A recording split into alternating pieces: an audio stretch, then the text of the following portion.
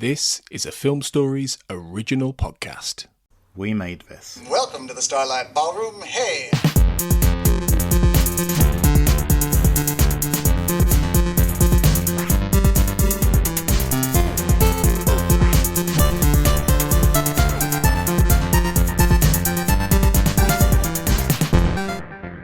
Welcome to Shipwrecked Comatose, a Red Dwarf podcast only on the We Made This Podcast network. I'm neither Kurt or Mark. I'm Matt. I'm the good-looking one, back again, hosting in the hosting chair, and in the hosting what? It's alright. It's only been like a few seconds. I've already balls this up. That joke is better than anything in the comedy series we are about to discuss. The good-looking one. Ooh. Man, that's the best compliment you've ever given me. Yes, and the sweet talker across the internet from me is Tony Black. How you doing, Tony? Hello, Matthew. I'm it didn't sound like him at all, did it? It's getting worse. I'm good, mate. I'm good. It's a pleasure to be back on the premier Red Dwarf podcast online. Not talking about Red Dwarf. Yay! Yay! Yes, that's not a yay that it's Red Dwarf's bad, by the way. It's a yay that it's just such an anachronism that you get me on a podcast to discuss, a podcast about a show I've never seen to discuss something else. I quite love it, really. I'm gonna say, I mean, I wasn't here Red Dwarf yet. Still, not yet. It's on the list. I have seen the odd episode, to be fair, but it's on the list, the ever-growing list that is never, ever, ever going down because there's too much TV. Times of confusion. And you waste your time making podcasts about him, that's why. Yeah, this is it. If I stop podcasting, I'd actually get to watch Red Dwarf. Yeah, I mean, if it's like, yeah, guys, like, oh, do I watch Red Dwarf or do I watch Severance for the 14th time? I don't know. Well, you know the answer to that one, but there you go. But yes, we're here to carry on our chat with the Brits now. With the Brittas Empire. We're talking with the anthropomorphic representation of the TV show itself. No, talking about the Brittas Empire, which is the show that ran 7 series between, I think, 1991 to 1997 on BBC, starring a guy called Chris Barrie, who, if you've watched Red Dwarf, you might recognise the name. So we've already spoke about Series 1 and we spoke about Series 2. We've talked about the genesis of the characters, and we're now getting to the point where I think the show is starting to get slightly quite popular, and I think more popular than I think Red Dwarf ever got on the mainstream. I think I made that point in the past, but I think we're starting to get towards, I think, a period of the show where we're reaching its high point, I think. It's a bit mad, though, isn't it, though? Don't you think it's a bit mad, though, that might well be the case on a technical perspective, but there is no way with... I mean, obviously, Red Dwarf is technically still going, and still is doing new episodes, but there's no way that the Brittas Empire now is better remembered or better considered than Red Dwarf 20, 30 odd years later. Yet at the time, it was much more successful. I think that's fascinating, really. Yeah, and I think, and again, it's been a while since we've spoke. I can't remember the last when the Series 2 chat happened. It was at least a year ago. I think that was 1746 we did that. Yeah. Because I remember, like, I think Ricky Gervais heard it and then thought, "Ooh, podcast." But I think one of the things we're saying was on about, because we've spoken about the kind of mainstream appeal of it, if I remember rightly, and how it contrasts with kind of the cult niche following of Red Dwarf, where it's quite interesting where you've got kind of cult, not fully mainstream characters that can kind of carry on past like a usual series length, whereas you've got like a flash in the pan, like 7-year stint of a British Empire, where it which is kind of like very 90s and very isolated, whereas you've got certain characters and stories that will kind of like have a legacy. So like, again, I think I'm not going to speak too much about David Brent again, but David Brent's a character that kind of travels and like kind of evolves as he gets older. And the prime example I always go to is Alan Partridge. Partridge is someone who like dips in and out of mainstream, but seems to work as he gets older as an actual character who feels like an actual person. Whereas like, for example, the show like the Brittas Empire is very much kind of like flash in the pan, like has a kind of shelf life, a start, a middle, and an end, which is something we're very interesting when we get to the actual end to talk about. But you can't really see the character kind of evolving past that. Whereas you got like characters like Alan Partridge, and again the Red Dwarf characters, and the premise itself kind of able to kind of evolve as they age. Yeah, but and that's the difference. Brittas it's like you say, it is wedged in the 90s in so many different ways, while at the same time being really indebted to, I'd say the 70s probably more than anything else in terms of the kind of sitcom it is, really. So it's of its time, and it's also of the past in terms of sitcom, relatability, I guess, in terms of style, but it's not of the future, really. So it's a bit more of an artifact, and I think that's kind of where it's remained, and I think that's something that we'll probably come back to whenever we do these, for each of the remaining few seasons. In that it's never really going to evolve beyond this 6-year run or whatever it was.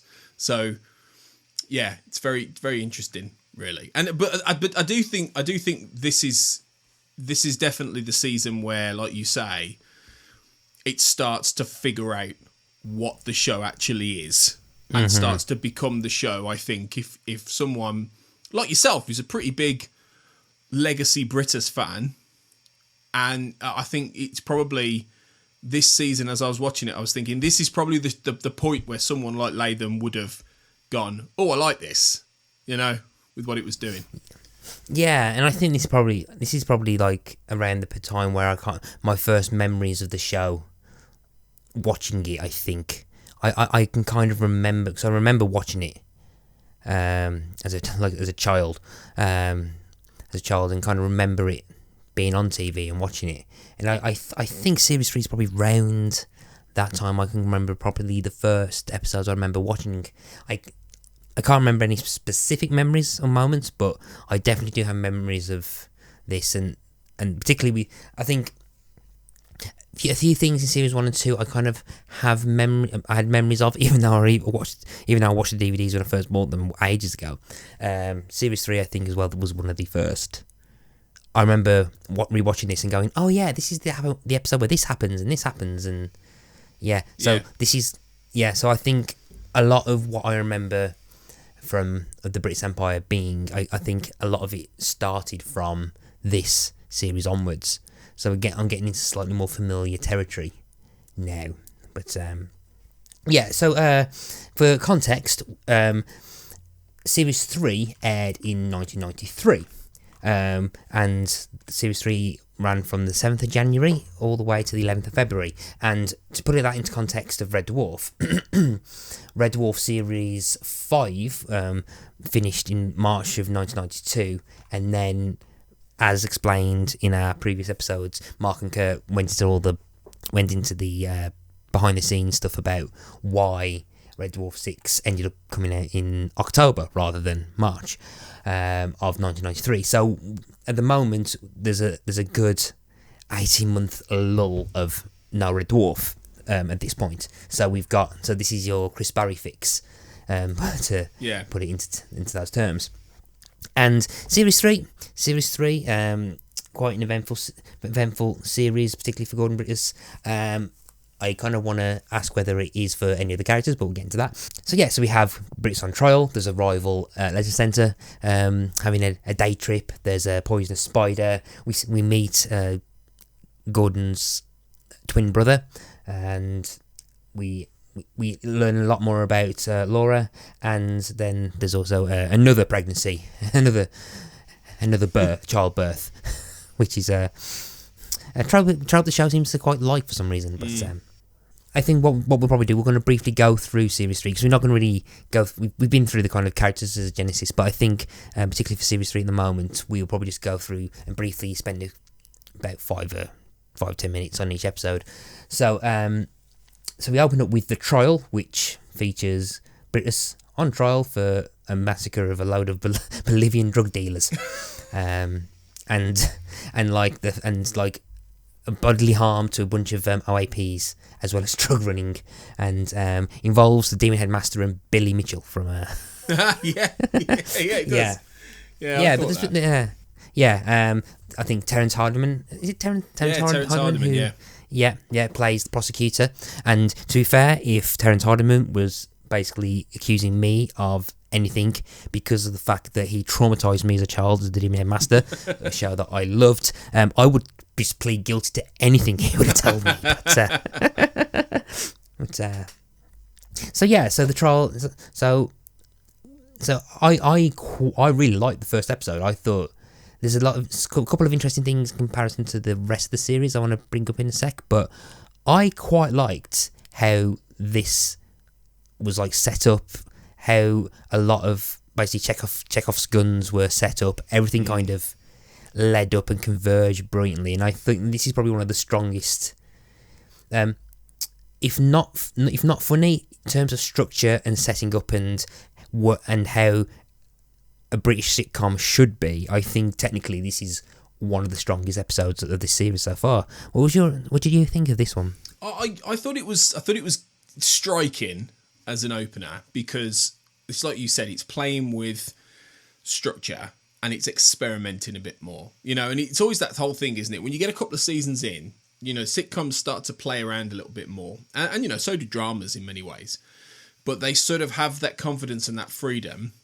Now they're established to sort of start turning things around a little bit more, and this is where it sets its stall out, both from the structural perspective of telling the story in flashbacks, putting Brittas in a situation where he's on trial for multiple murders, and and that's the thing, we're laughing because this is really the episode that doubles down on what was really striking across season 3 in how much it does. It jumps. If the first couple of seasons dip their toe in the absurd, the trial and subsequent episodes just barrel full on into the water with this, because this starts with the mild-mannered, technocrat manager of a leisure centre on trial for killing mass Bolivian drug dealers. Now, that in itself is bonkers, right? And the fact that, so many shows, particularly sitcoms, they don't murder masses of people. In this series, you have this literally has him like climbing over bodies that lying dead with a chainsaw and cutting through the door of a man who's behind the door and then cutting his head off. Basically, this doesn't happen in most sitcoms. In most sitcoms, people don't get mass murdered. There's another episode later on where he basically, Colin accidentally electrocutes a bunch of people in the I think there's a line that sort of suggests they're not dead, or it sort of suggests, most of the time these people are stunned, but they're carrying what look like dead bodies out of the water, and it's really macabre, and it's really twisted, and it's the first time that Brittas has sort of abandoned all sense of reality. This is the episode where it goes, this is bonkers. Like this, let's just not pretend that this is any kind of normal reality, and let's have it be that the Bolivian drug dealers can get mass murdered in this leisure centre. Fine. And I think I liked it for that. I liked it for that reason. So and that's a definite change from the last 2 seasons. Yeah, and again, I think there are absurd things that happen. I've got vivid memories of even more absurd things that push the boundaries of just like cartoonish like things in later series. And it kind of starts, it finds its sweet spot, and that sweet spot is kind of like black humour, but not black. It somehow manages to remain light, kind of BBC One 8:30 entertainment, but feel like it should be airing at 9:30 on Channel 4, but has the feel of an half 8 Thursday evening sitcom instead of a Friday. It's odd. It's not keeping up appearances. It's not a safe sitcom in that way. That you would have had on mainstream BBC One in the early 90s. You know, it's not that. It's very clearly absurdist and surrealist, but like you say, it is weird because it never tips too heavily into alternative comedy, and it never goes too dark. And at the same time, you can still buy that you've got all of these fairly light, because that's the thing with Brittas, and this season really sort of sells that. It is both a classic sort of Fawlty Towers, Are You Being Served-esque, slightly camp sitcom on the one hand, and yet on the other, it is doing the kind of stuff, that kind of madcap hyper-realism that you were seeing the the comic strip guys doing. You know, Rick Mayall, Ade Edmondson, those kind of guys at the same time who were, you know, chainsawing, you know, each other's testicles or whatever, you know, that kind of thing. Yeah. It's doing that a little bit, but it's also doing it within the province of a safe BBC sitcom. And not many, in fact, Brittas might be an anomaly in that way, because I can't really think of many other examples that do that at this time in 1993. Yeah, I mean, yeah, I never thought about the bottom comparison or the kind of like not 9 o'clock news style of alternative comedy with your Ben Elton kind of stuff, because I don't think that didn't get as dark. But again, I think that it's channel, like my mind keeps going back to Channel 4, where like, and I think Channel 4 didn't probably, I don't know, Channel 4 probably didn't go as dark or as... Well, what was the most popular Channel 4 comedy around this time? I'd put money on it being Desmond's. Yeah, exactly. Right. Desmond's didn't do anything like this. Desmond's was basically the Cosby Show for Brits, essentially. So it was, you know, it was a different kind of thing, you know. Whereas Channel 4 was, I know what you mean though, because it was Channel 4's comedy and the alternative factor was often the late night edgy kind of stuff, you know. The Word. Before later, that kind of thing. And they were doing, you know, edgy sitcoms and things like that. But it was, I know what you're saying. I think it's a mesh of a lot of this stuff. But I do think it's bit. And there's one episode later on that's particularly indebted to it. I still think its biggest inspiration is Fawlty Towers, without a shadow of a doubt. And I think Fagan and Norris, who write the show, are 100% digging into that well. But that I'll talk about that in a bit more. Yeah.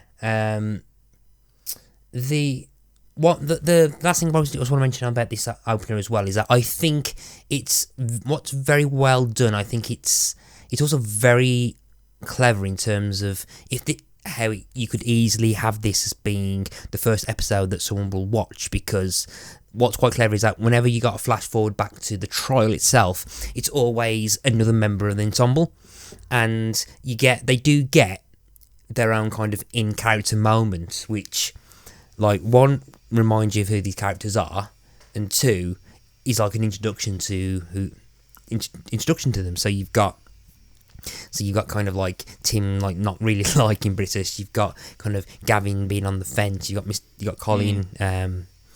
You got Colin's kind of like unwavering loyalty. You've got Linda's naive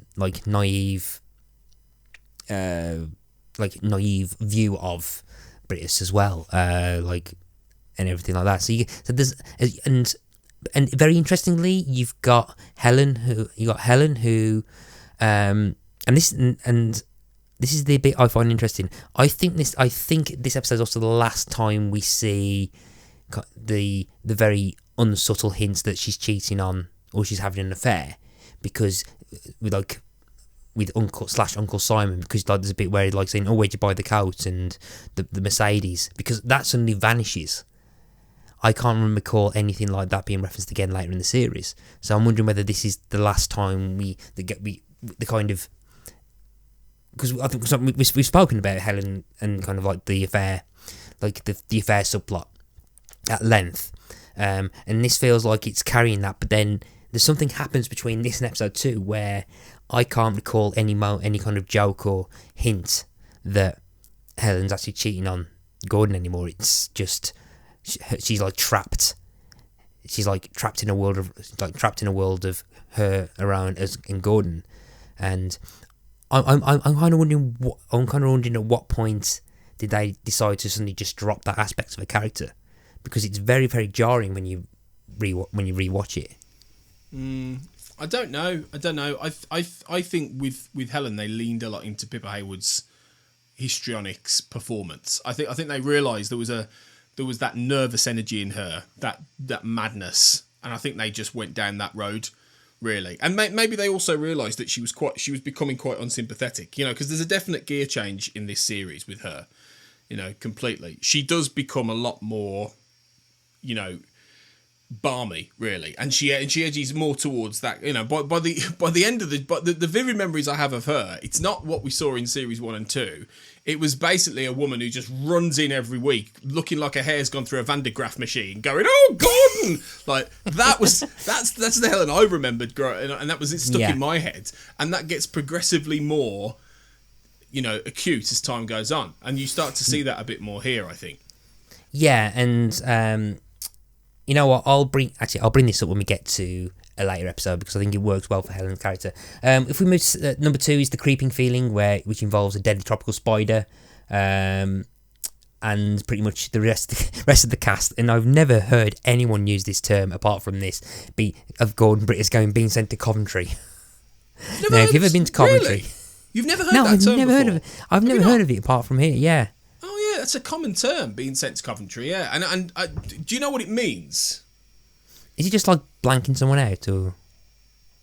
Yeah, but I think there's a particular it's a particular idiom that there's a reason that it's used. It's about ostracising, and it goes back all the way to the English Civil War. Believe it or not, I am googling. Okay. Yes, I am googling. Where and basically, this is what it says: Coventry was a parliamentary stronghold, and the king's soldiers were so hated that royalist prisoners were sent to Coventry, where it was felt they would be ignored. So that then became a term. Oh, he's been sent to Coventry. And I'm surprised as a Midlander you've never heard that term particularly, because that's no, never have. Oh wow, yeah. Well, but he really uses that in this, doesn't he? Oh, I've been sent to Coventry. The whole staff are sending me to Coventry. So if you don't know the term, you're going to go, "What's he on about?" Yeah. Well, the thing is, he doesn't even know he's been sent to Coventry until Laura explicitly tells him. But yeah, this is also where Coventry isn't a place you'd want to be sent to anyway. So it works on both levels. Yeah, it's apparently is it still the current city of culture? Is it? Yeah, right. I think so. Yeah, they had the Radio 1's big weekend was there. Okay. No, that's Bradford now, isn't it? Isn't it Bradford? It's Bradford. I think Bradford's scheduled to be the city of culture in 2025 or something silly like that. It's like Bradford's got like 3 years to get cultured. Well, if just to finish, Coventry's slogan should be "At least we're not Stoke." That should be what it says. Really, because Stoke is way worse. Anyway, sorry, we've just alienated all of Stoke and Coventry, so apologies everyone. Yeah, don't worry, just I'm closer to Coventry than you are, so just you'll be the one who sent there. But yeah, this is kind of like almost Brittas by numbers, but Brittas by numbers where you've got an external person come in, this time being a psychiatrist played by I did have the actor's name. No, Andrew Hilton, who I had a quick look, and he's a fully fledged Shakespearean actor. Well, he has a great voice. Like I kept thinking all the way through, I bet he's done tons of adverts and voiceover work because he has a really great, rich voice. So I'm really not surprised he's a Shakespearean actor. Yeah. Yeah, he's the amount. I had a quick look, and like he's done as many as like Ian McKellen and stuff. So he's one of these theatre actors who's got like a sort of sense of gravitas, and perhaps just never got that kind of like push that McKellen or Stewart's ever got and stuff. Doesn't help. He looks a bit like John Major, So that's gonna be a problem. But there you go. He was never going to be headlining Top Gun Maverick, was he? Let's face it. Yeah.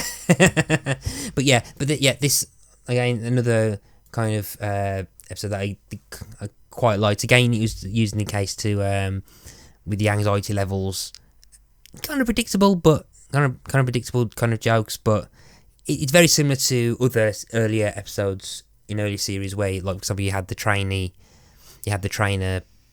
the motivational speaker to speak to the staff. And what I found quite interesting now was this was someone who didn't really get wound up. It was someone who it was kind of got under the skin of Brittas and kind of kept his cool, where in previous series it was someone who was easily wound up. I was quite surprised at how much the psychiatrist actually got to him at a certain point anyway. Yeah, that's true. Actually, it's a slightly unusual approach, and it's done alongside like you say, it's a fairly traditional sitcom format idea. You introduce a bit of a, it's that classic. You introduce something. I mean, and quite often a creature will be used, won't it? Like a big spider or a snake, or something like that. And nobody notices it there, and then they keep picking it up, or it's on the back. In this case, it's on the back of like a clipboard or whatever, and it's. And it's this comically animatronic. Oh god, yeah, it's thing. So fake, it's ridiculous. It's hilarious. And it's obviously eventually gonna, pop up somewhere or whatever. Doesn't Carol put it in the baby's drawer at one point, in this episode? So yeah, and there's a whole thing about her being like, goes, oh, blah, blah, being very kind of like very scared of spiders. Yeah. Yeah, so it's a tried and tested sitcom trope, really, isn't it? But then, like you say, on the flip side, you have this quite interesting psychiatrist aspect with Brittas. But again, and that's another little hint to the Fawlty Towers thing, because that's the kind of thing they used to do in that show. You'd put someone in there who would accentuate Basil Fawlty's madness, and that's what you see in this season actually with Brittas at various points. So. Yeah, definitely. And last thing I probably want to bring up before I move on to the next episode, which is probably a bit more of an interesting one, but I found the kind of like the characterization of the fact that Brittas is a character that will suck poison out of an employee's bum. Interesting. Well, Brent wouldn't have done that. No, he wouldn't. No chance. No. Brittas is committed to his staff. I'll give him that.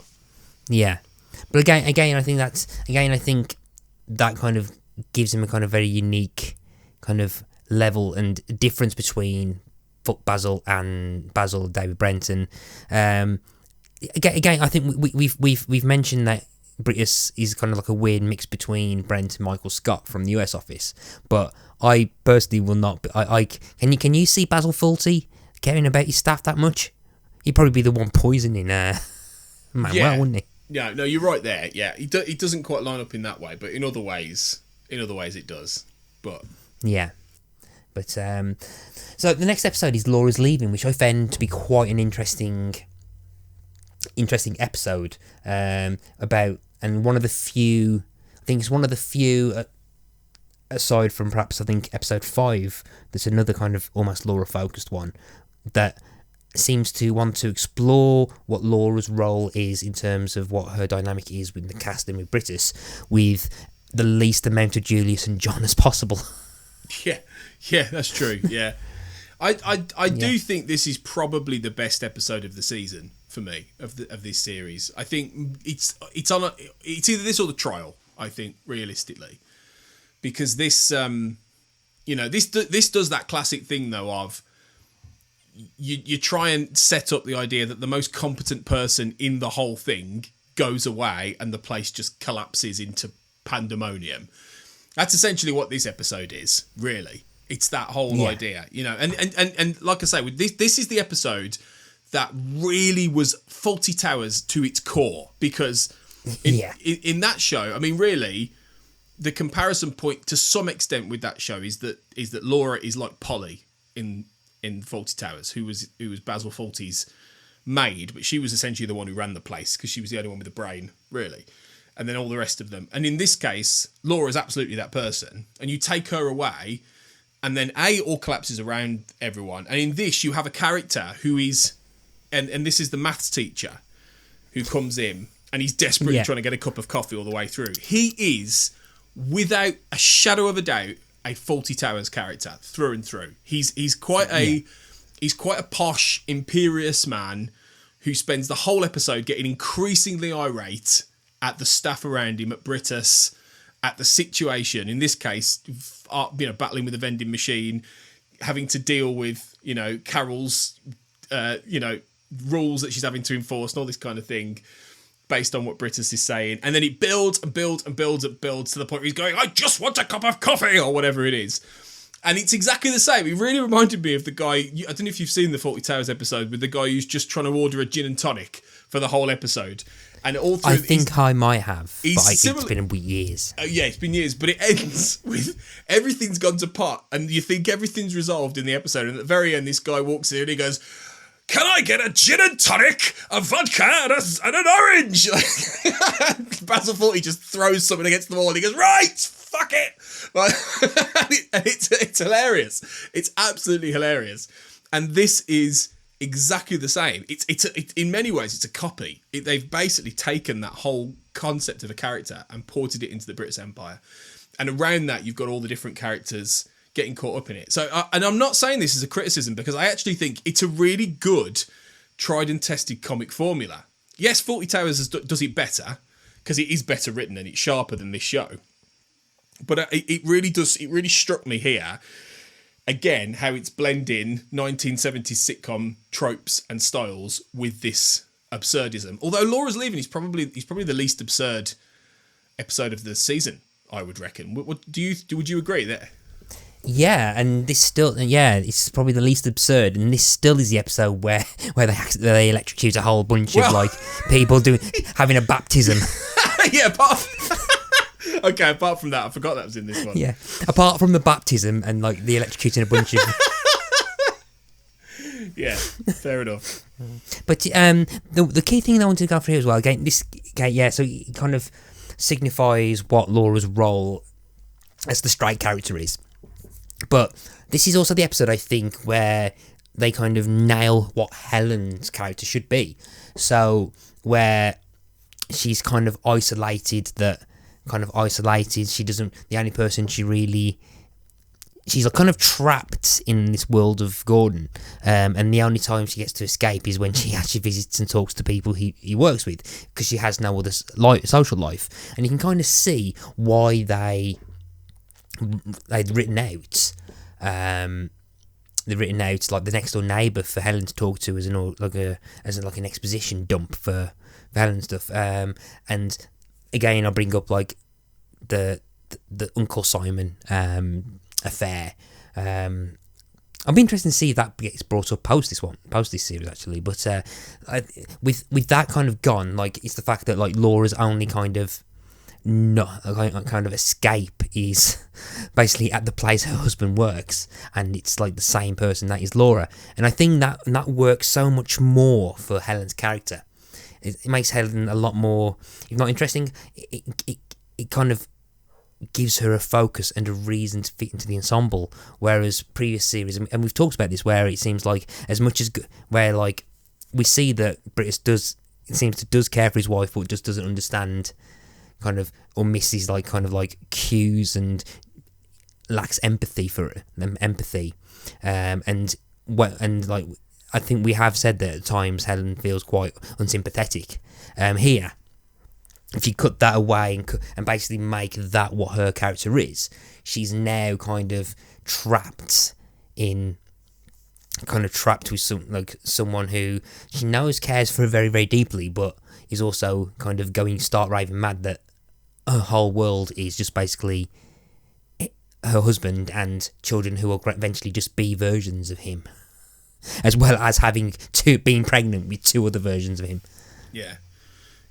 It's interesting, going back to what you're saying about how they take away, they very much do partner up Helen and Laura in this series, and they take away and they put them in the place of being each other's, well, certainly Helen's confidant. I think that's a particularly interesting thing, I think, because it's a very clear, it's also a way of getting Helen more into the place itself and having her more involved in, they don't go to Brittas's home in this series. It's all in the leisure centre. And whether that was a choice of set and money, it could have been a cost saving measure. They do have other sets. Obviously they have a courtroom in the trial, and there's some exterior stuff that they do, but it feels like maybe they thought that set just wasn't necessary, you know. So it's all about and in a show like this that is based around a particular place, you've got to do as much as you can in the leisure centre, haven't you? So it makes sense to do that as well. So no, it's interesting, yeah. But yeah, so then we get to Two Little Boys, where we meet Reverend Horatio Brittas, who is played by... Oh, damn it. I had it just... Your preparation is extremely shoddy, Mr. Latham. Thank you. I tried. Yes, so, played by Richard Brain, who I kind of recognise. I kind of recognise from a bunch of different things. Although you wouldn't want to shorten his first name, would you?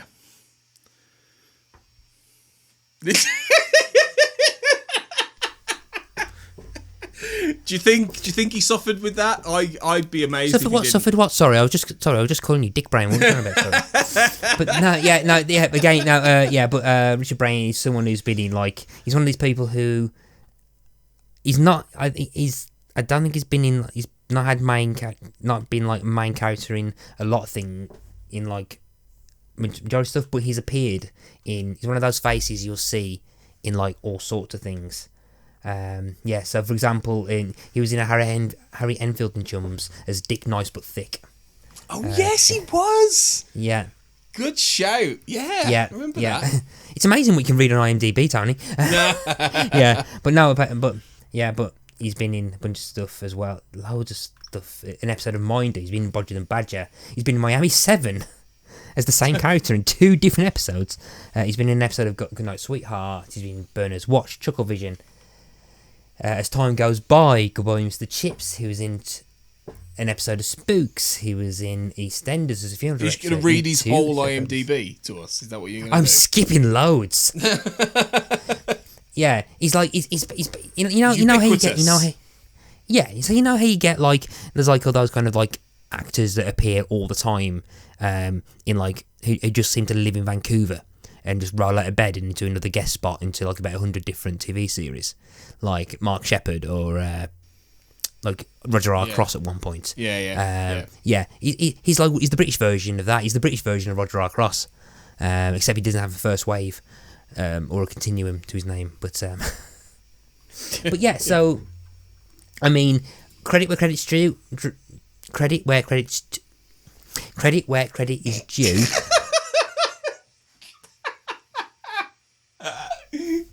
Don't laugh. I'm gonna have to keep this in. Sorry, just what was it? Credit where credit's due. Okay, there you go. Then please continue. Yeah, I mean, I'd assume they would have had Chris Barrie play his own twin brother, but I do appreciate that they decided to actually cast someone else, so they're not actually identical, but they are very similar different in very. They are similar but different as well. It's an interesting performance because you can tell that Richard Brain is actively trying to evoke Chris Barrie's portrayal of Brittas. Mm-hmm. There's just the way he's playing it. He's doing that slightly geeky voice thing, but it's a bit it's a bit off key. So he's not doing a carbon copy of Brittas, because I don't really think you can do a carbon copy of Chris Barrie's voice with this. It is a bit like Steve Coogan and Alan Partridge in that you can get a ton of impersonations and they will never be quite right. They'll never be quite accurate because it's so unique. It's Eric Cartman. It's Cartman from South Park as well. Exactly. Those kind of unique character voices that you really will never get an emulation of. No, you can't. You would have to be you'd have to be John Culshaw levels of impressionist good to get anywhere close. So he's not doing that carbon copy, but he's definitely. You can see the DNA. You can understand the. It is weird why they just didn't have Chris Barrie play the same character. It is weird how they just didn't get him to play a second character here. But at the same time, I think the way that Richard Brain plays it, I think he's quite good. And I think he manages to... You can believe he's a Brittas without believing he's exactly the same and he's just copying what Chris Barrie's doing, which I thought was quite good. And I quite like the fact that he's kind of used to show kind of like that Brittas as a character kind of came from somewhere, but it's very weird, particularly when because we meet his dad. Because we met his dad, didn't we, in series 2? Now I think, if I remember correctly, I can't remember if I brought this up, so if anyone's listening who's recently listened to the series 2, so forgive me if I'm repeating myself or I'm completely contradicting what I'm about to say, but I think I might have brought up his twin brother, or at least alluded to the fact we will meet his twin brother, because I remember his twin brother. I completely forgot that we met his dad, and his dad, and I was quite surprised that his dad's normal, and isn't it a case that either Laura or Helen makes the joke saying, well, he's normal, so it's I find it kind of weird that you got two sons that are very, very similar, because I was about to say, like, I only just recently remember we saw his dad. I was about to make the point that, the dad they must get it from the dad, but we've seen the dad, so it's well, I would argue here that maybe it's because by this point, as the show has become fairly, entrenched as a favourite for people, you're into season 3, people know what this show is. I would say that Chris Barrie's performance now is starting to get to the point where it's becoming part of popular culture at the time in comedy circles. Yeah. And that's maybe why I think had they brought in the dad, maybe series 4, 5, he wouldn't have been like he was when we first met him. He would have been a lot more, I'm Mr. Brittas, that kind of thing. I think he would have been, because I think by then people understood Brittas as a particular comic archetype with a particular voice, with a particular tone and style and diction. And I think that's why Horatio isn't a normal bloke, because I think it's too much of a contrast to sort of say, okay, well, this guy's perfectly normal, so then Brittas isn't. You can maybe get away with that in the early days with the dad, but it does still stand out. When we watched it, we were like, that is weird. So I reckon that's why. That's why. But it's a slightly weird... I mean, it's an interesting plot because it's all about his brother essentially rediscovering his faith, really, and going back, and his brother is positioned as this sort of, almost like saintly ambassador to South America who's going off to do this, this really important work for the UN. And it's very odd. It is very odd as a plot line. Yeah. But I always find that quite interesting. And I think this is the episode where I had my favourite. It might have been an earlier one, but I think it might be this one because it's the one when the centre burns down, and it's not going to be the last time it burns down.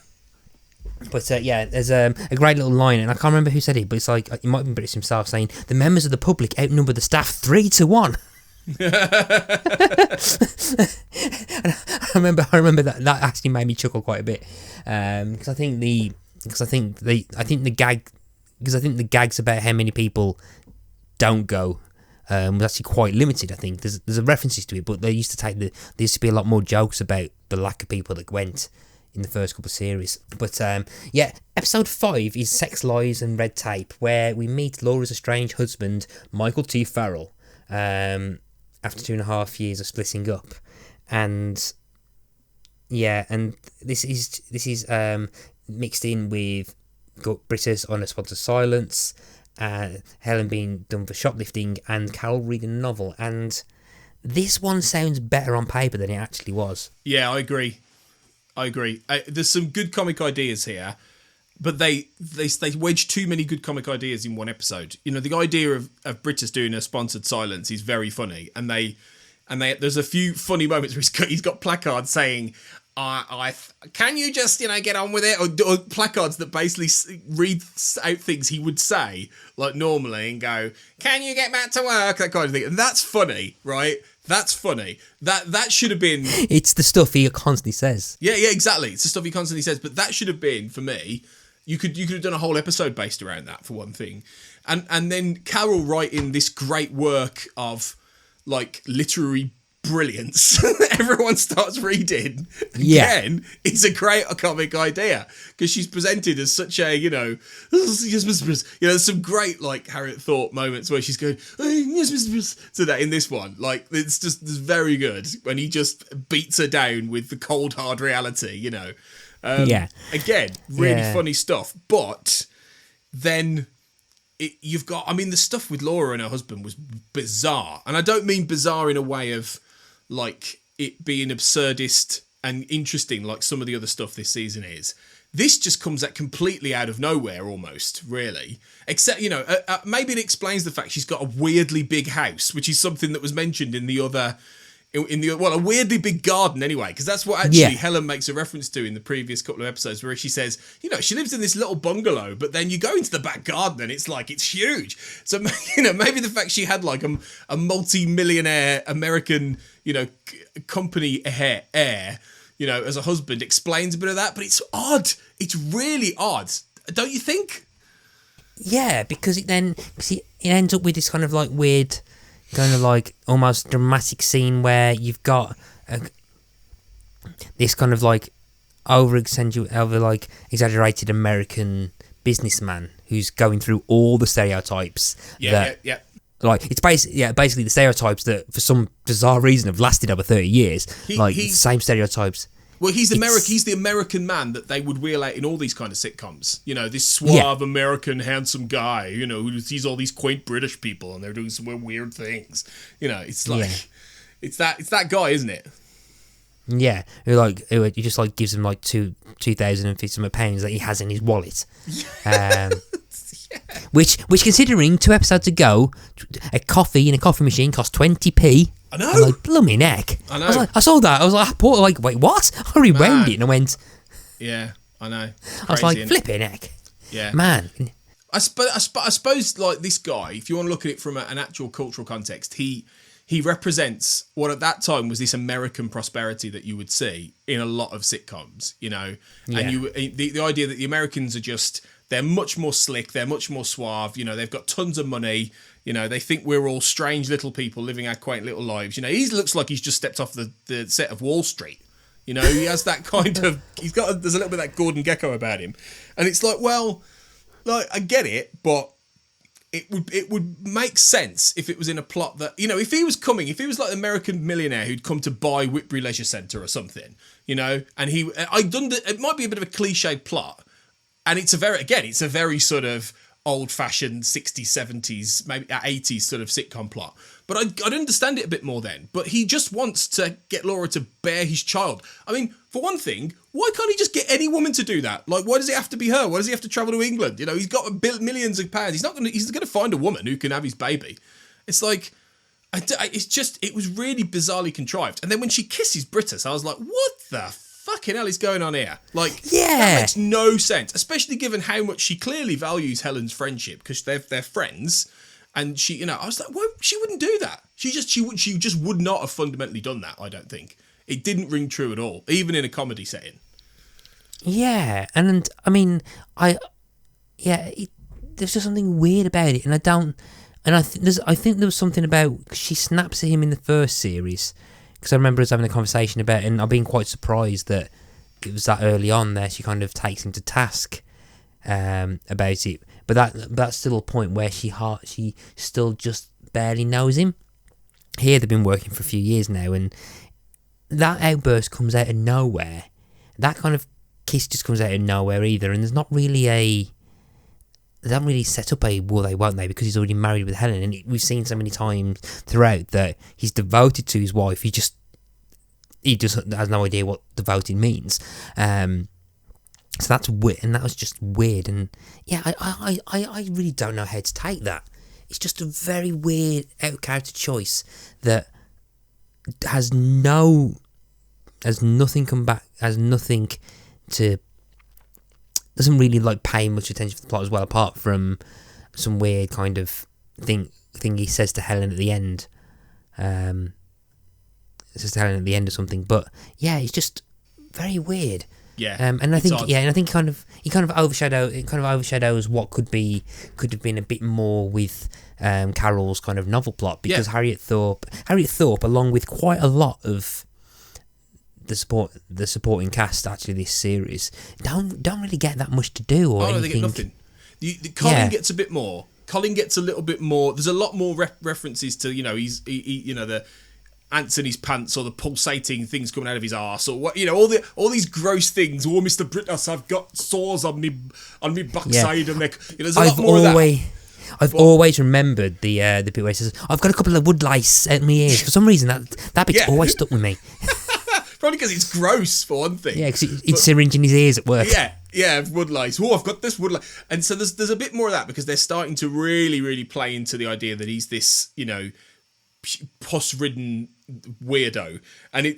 So he gets a bit more in that sense. But yeah, it's such a wow. I mean, to be honest, am I that bothered if they've wasted Gavin, Tim, and what's the other one's name? I can't remember her name. Linda. Right? Am I that bothered? No, because they're all right, but they're not necessarily great actors. Harriet Thorpe, though, you don't waste her. Like, Carol is legitimately the best character in this show outside of Brittas, easily, and she's the one that everyone remembers as well as Brittas if they think of this show. She's genuinely a great comic actor, and so you waste her at your peril. And I think that, and later seasons, I think, do correct that, don't they? But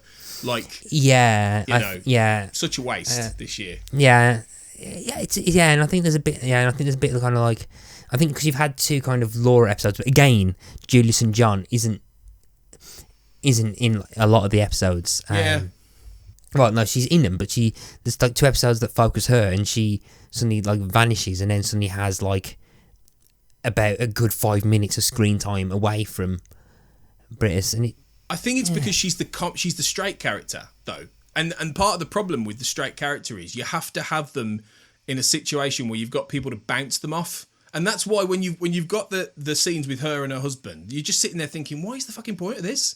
Like, what's the point? Like, because it's not funny. It's not really funny. It's not. That he's not going to stick around. So it feels like just a waste. And I think that's maybe one of the reasons. I mean, partly why the show is able to carry on without her eventually as a character, because I don't think she's important in one sense, but in the other, this season they try and experiment with doing certain dramatic storylines around her, or at least storylines that make her more important. And there's a little bit of a sense that, why are we doing this when we could be having a whole episode with Carol writing a novel of genius that then starts getting bounced around different people? That's the great comedy episode. Why aren't we having an episode of Brittas not being able to speak for half an hour, and then at the end he explodes into madness? Why aren't we doing that? Like, so it feels like they're focusing on slightly the wrong things in a couple of, particularly this one, which is probably the worst. I would say this is probably the worst episode of the series, of this season. Anyway. It's definitely weak, and then we get to the last one, which is the Stuff of Dreams, which involves Brittas dressing up as an old man, and this was really good, actually. And Helen giving birth. I'm 72 years old, and I need to know that the facilities are. I want to do the hyperactive, like, was it the aerobics class or something you want to do?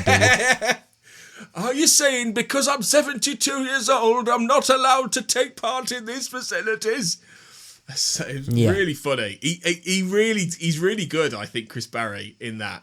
And that's a good example of how you totally could have had him play his twin brother, and do it slightly differently, And you put him in that latex and you give him that. He nails that completely. He's really good. Yeah, I think it was, but it then leads to him like kind of caring for his thoughts of the elderly and the man he breaks the glasses of and stuff. And it's particularly what's interesting with this. I think it claps a series that what I find quite interesting is that Brittas has this dream of influencing people and wanting to kind of be a leader or a mentor, and there's like an episode where he tries to do that, where he interviews that young teenage girl in the previous season as like a potential kind of mentee to carry on the dream that he has. This dream which he's brought up with his his brother at one point.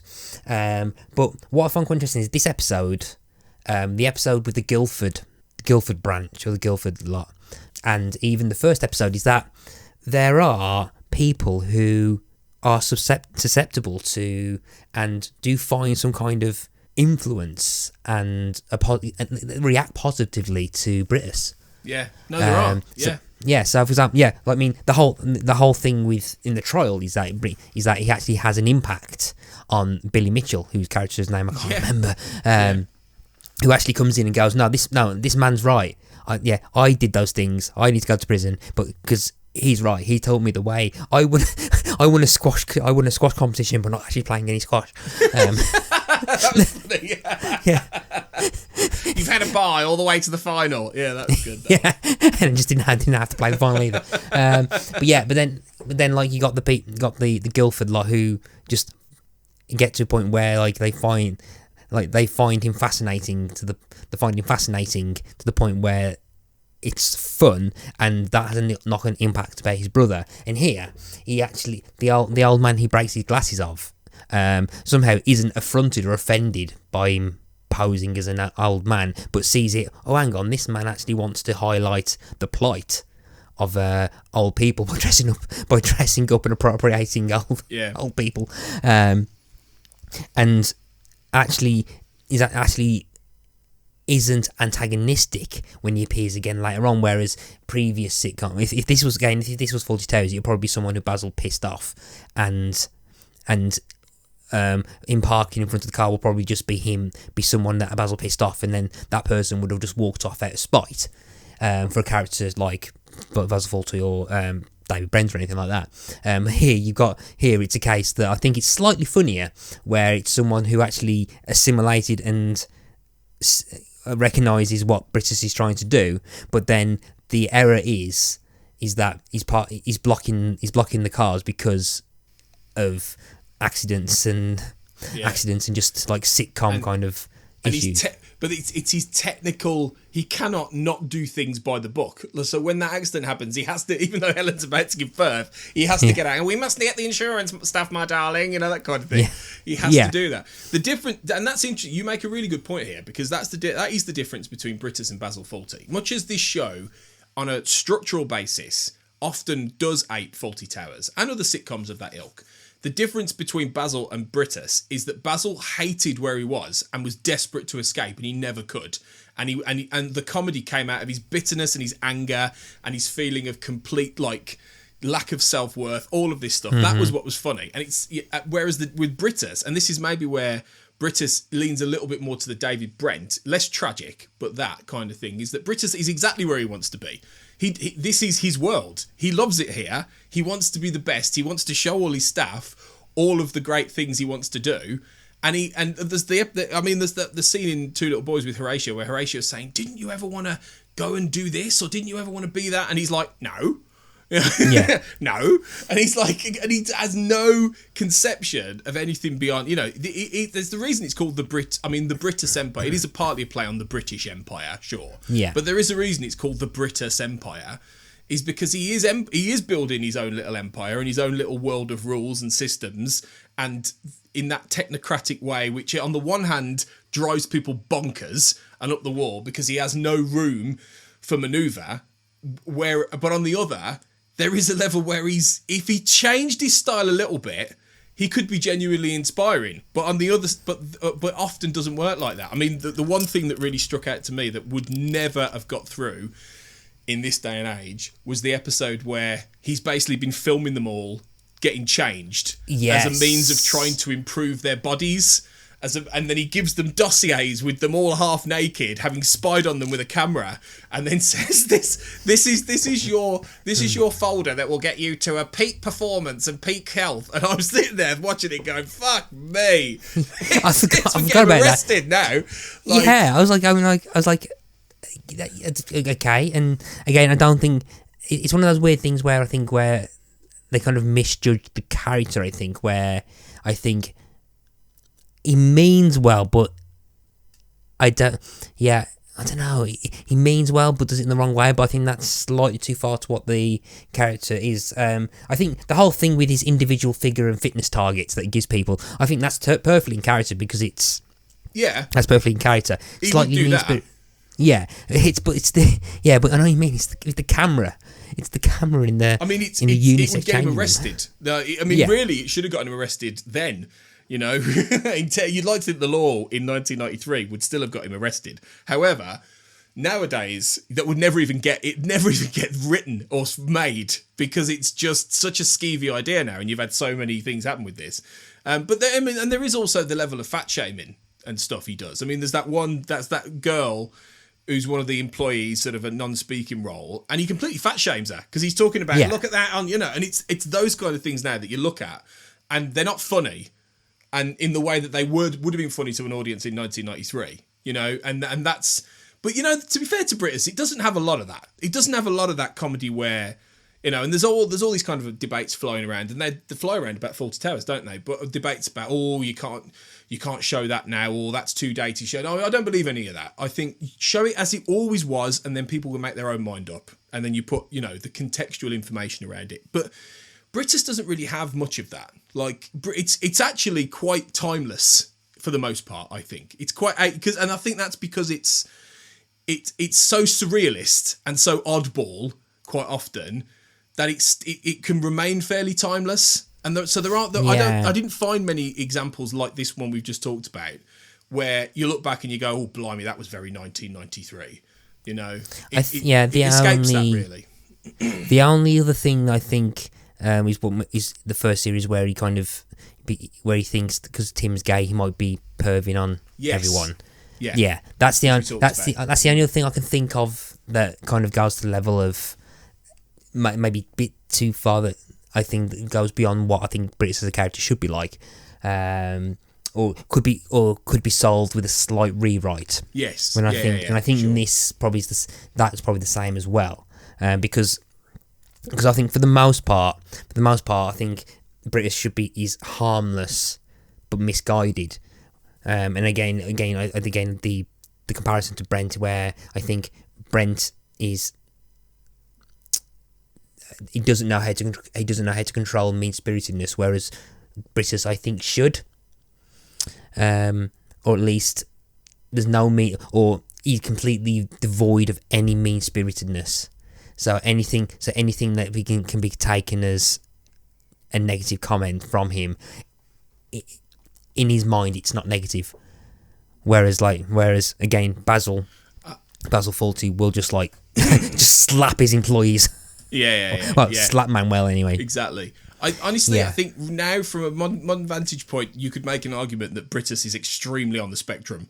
And I think you could probably diagnose him with with some kind of maybe even some sort of Asperger's, because he has absolutely no comprehension of what people are feeling, really, in a way. He is completely shut off from the reality of that, and he sees things through a very specific prism, whereas Brent was obsessed with what people were thinking and feeling, and that was why he did everything he did, because it was all about his own validation. I don't think that's what it is with Brittas. He doesn't need validation from anyone, because he's convinced that everyone should be like him or should be following his mindset and his rule book, and that's where the comedy comes from. Because we can sit back and go, he's mad. Like, his rules and regulations are nuts. Like, and the things he suggested are crazy. But that's what makes him funny.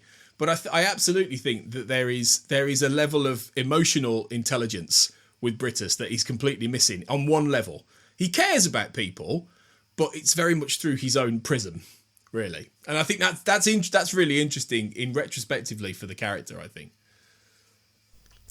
I think that's definitely got a point there in terms of what Brittas might be seen as in this day and age. And as I'm conscious of time, I'm not going to get too much into it, but perhaps something that we can probably talk about in a future episode is like if we start comparing him to perhaps characters like Sheldon Cooper from The Big Bang Theory.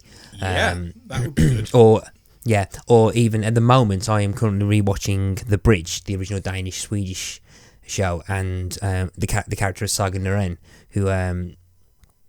who's kind of like almost undiagnosed like Asperger's like syndrome. He's like very much like one of the key explorations of the show as well.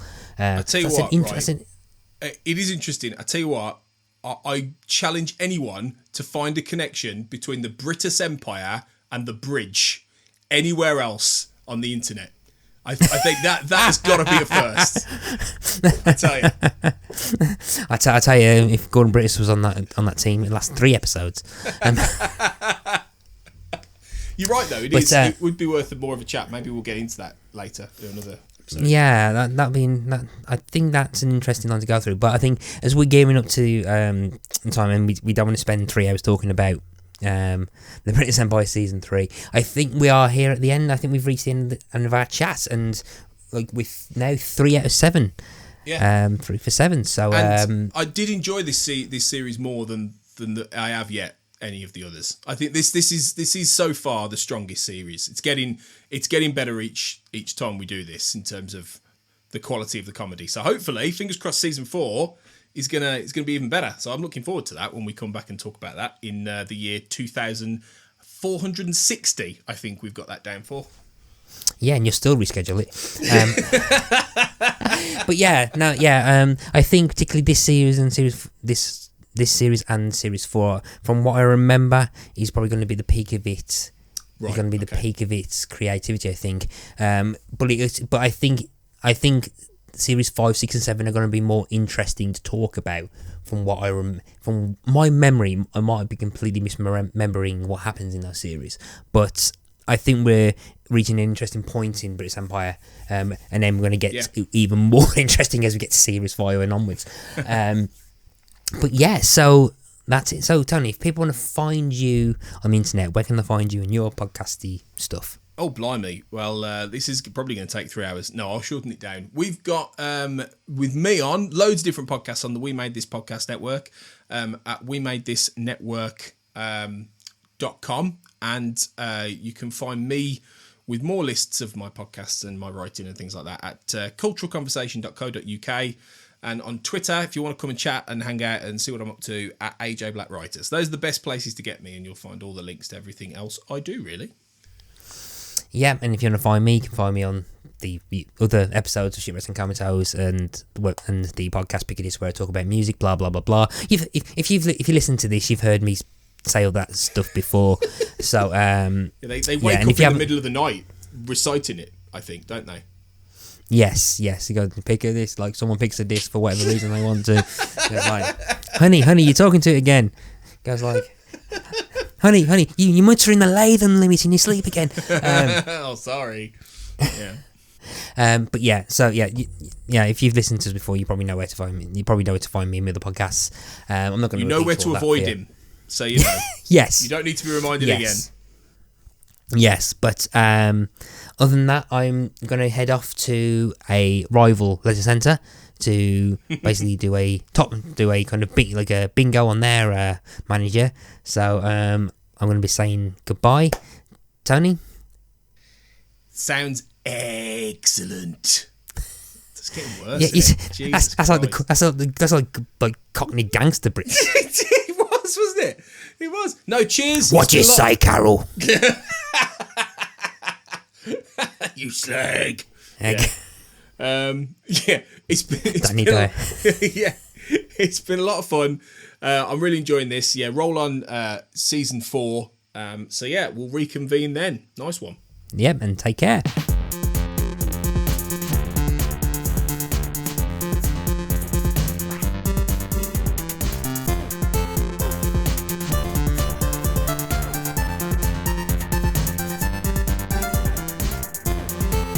Shipwrecked and Comatose, a Red Dwarf podcast, was created and produced by Mark Adams and Kurt North. You can find us on Twitter at Red Dwarf Pod, and we are part of the We Made This Podcast Network, which can be found online at wemadethispod.com or on Twitter at We Made This Pod. Elsewhere on We Made This. giddy carousel of pop. By 1989, I'd actually landed a job working at a fashion PR agency called Lynn Franks PR. This particular issue is memorable to me because it was our first smash hits cover for our client, Nana Cherry. They never told you if you'd get a cover or not. There'd always be this kind of cat and mouse. Well, we'll look at it as a great feature and we'll have to have our own shoot and we'll have to do this, and then there's quite a long period of negotiation and you never really knew if you got the cover until it came out. And I remember, when you go down and see it on the newsstand, it was a fantastic feeling. It just felt like, this is my sort of golden extra time to win the FA Cup moment. Chucky Vision, a Chucky podcast. The introduction, the editorial, if you will, was written by David Campetti, and it shows real love and isn't shy about having a dig at cheap-ass, lazy film adaptations. Yeah, Campetti is an interesting one as the co-founder of Innovation and also the editor. Yeah, a lot of his editorials are hawking other merch, hawking, the different books and stuff they're putting out, but it never felt too corporate. He has a passion in his voice that he very much is enthusiastic and enjoys that they're getting to adapt these franchises. It does seem like he's definitely acquired Chucky because he's a fan.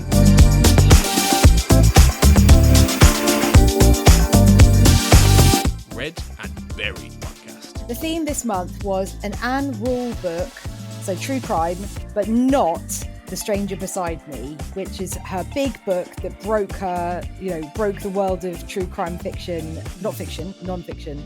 True crime fiction, I just said. That's not a sentence. Yeah. He fell in love. Oh. He's so in love, but still not in love enough to stop using sex workers. Yeah. In love enough to not murder them.